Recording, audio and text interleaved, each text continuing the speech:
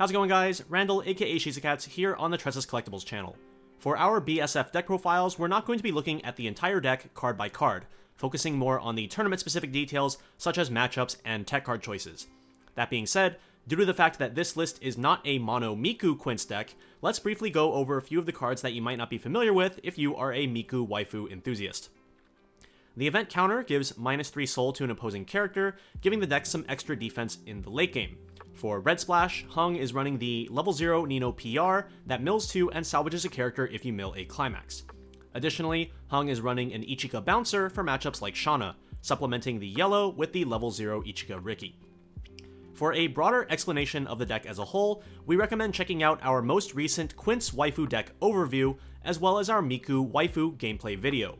While it's not the same list due to being a waifu deck, it still teaches a lot of information that you would want to know about the deck if you're not familiar with it. Now, let's get into the video.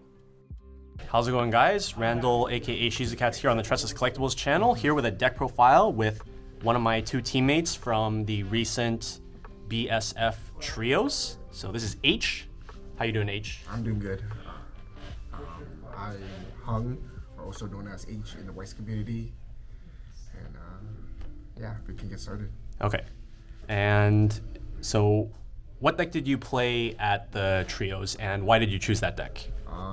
So the deck I chose is Quints, specifically the Miku variant. Mm-hmm. It's more of a mixed variant, and the reason why I chose it was because I really had no choice.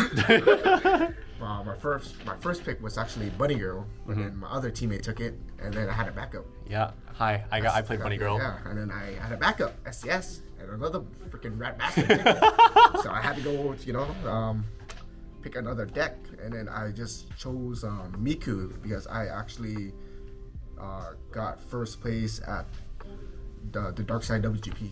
Mm-hmm.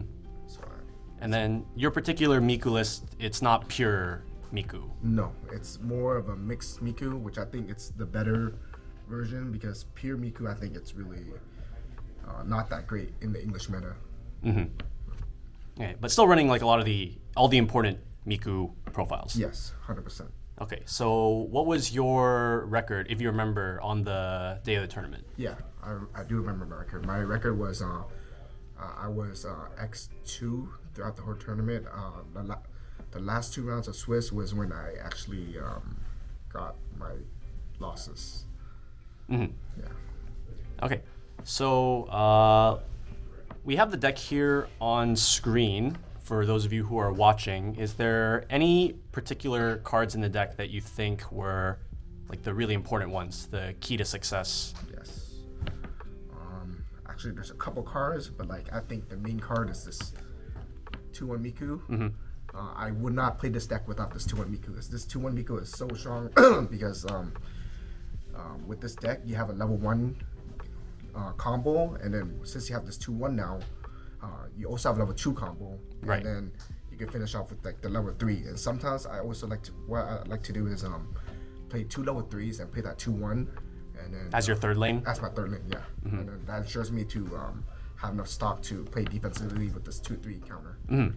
Yeah, so the 2-3 counter definitely is a really nice combination with the 2-1, letting you draw into it, give you extra chances to draw it, while also giving you the extra stock. Yes. And then for the red to help with the -3 soul counter, you are playing that level 0 box topper Nino. Yeah, shout out to Randall for introducing me to this card. This card is great. Keep opening this, mill 2, hit a climax, grab +1 for free. Yeah, it's like extra 2-card brainstorm. Yeah. Yeah. And then the demerit is like whatever. Mm-hmm. Your opponent won't remember. Yeah, and then like there's only a few other non-Miku cards that you're running, right? So you run the on-play Riki. Yes. The level 0. Instead of Miku's only option is the on-death salvage Riki, right? Yes, which is like a little bit slow. It is slow, and then like also a thing where like if they play bombs like an Escudo bomb, you can't even proc that effect. Mm-hmm. And the fact that it's a salvage Riki too, it's like usually when you hit level 1, you don't have that many cards in your waiting room, so your selectivity is really like low. Mm-hmm. And then because those are yellow and you're running those, it also lets you run the bouncer, the right? 2-1, yes. Yeah, so how helpful was what was the other effect of the bouncer again? On play, give one of your characters a soul. Okay, and then sack it to bounce a character. Yeah, and there was a game where I actually sacked or on play, give a soul, then sack to bounce, and I paid 3 and I sacked again. So that way, like they can't like play any backups. Okay, yeah. Yeah, because then with Miku, it's like the finisher turn is like it's so cheap. Like sometimes I would just have 2 stock, and I'm able to do like double Miku finisher. Yeah, just because you can use like the level 0 back row and then just like change them into the finishers. Yeah, and then this also helps it too with the hand of stock, because you usually have a lot of hand and then not a lot of stock, or like a lot of stock and not enough hand. Yeah, this deck is so cheap. Yeah, you usually like running that particular hand of stock. I know in the past you've had some versions of the deck with 3 copies, right? Yeah. The issue why, or like the main reason why I cut it down to 2 is because like I'm added like other cards in here too. Like I'm also playing this Nino Brainstormer now. For top check 3. Yeah, top check 3, and it lets you choose trigger, which is like so good. So your first attack, you're not triggering Pants.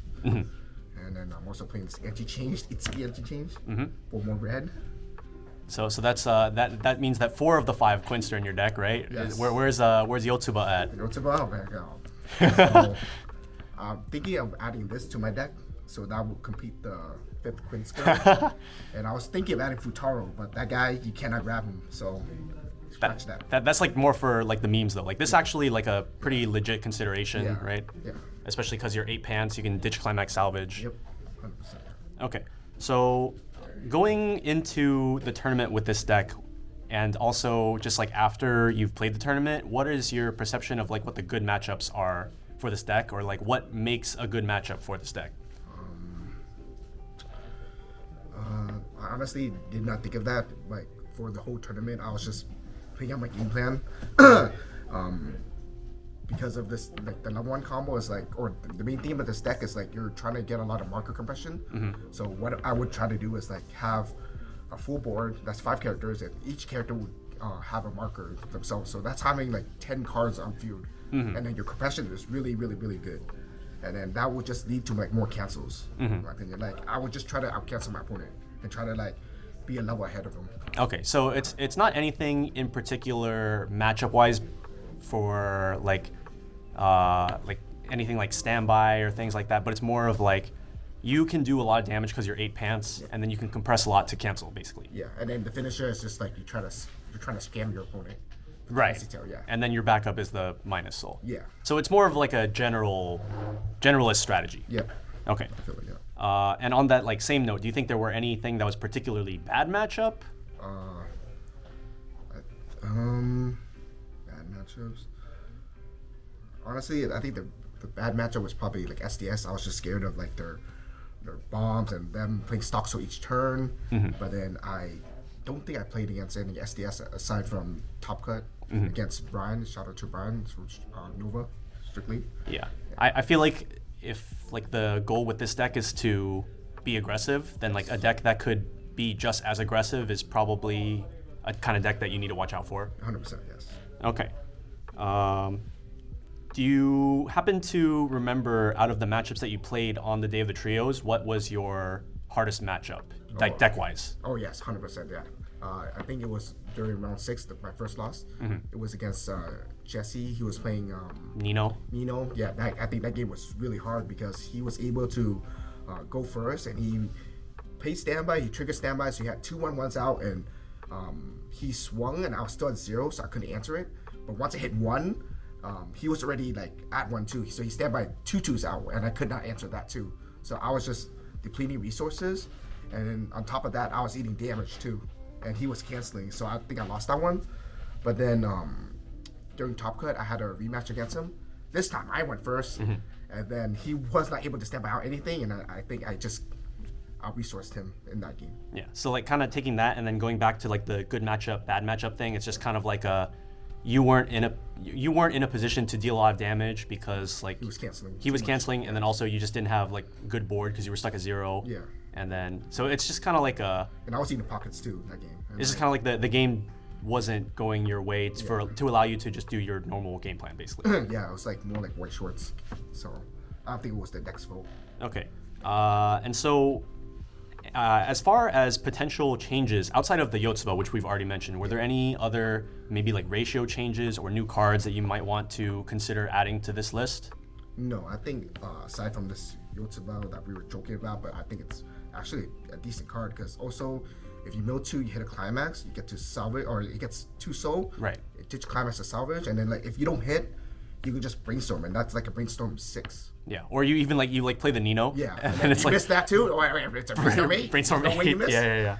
Yeah. So I think this card is really good. It's 3 soul too to be hit. Yeah. What would you take out for it? Or what are you thinking of taking out if you take something out for that? Like my top 2 choices would probably be the Ichika or the Miku clean cut. 1 Ricky or 1 clean cut? Yeah, take one of these out. Mm-hmm.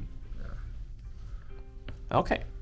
All right. Do you have any final thoughts, shout outs that you want to give before we finish off the video? Yeah, okay. First, shout out to Tressa's Collectible for letting me be on their channel first time.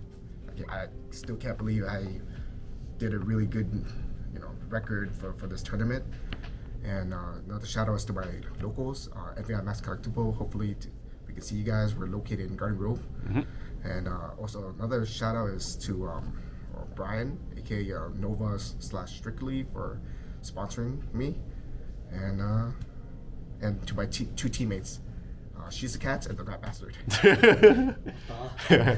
That's it. Thank you guys. All right, thanks for doing this deck profile, and I mean, it feels weird to say congratulations because like we were on the team, but like good stuff. Yeah. 100%. All right, and until next time, this has been Randall, aka She's a Cat, here with H.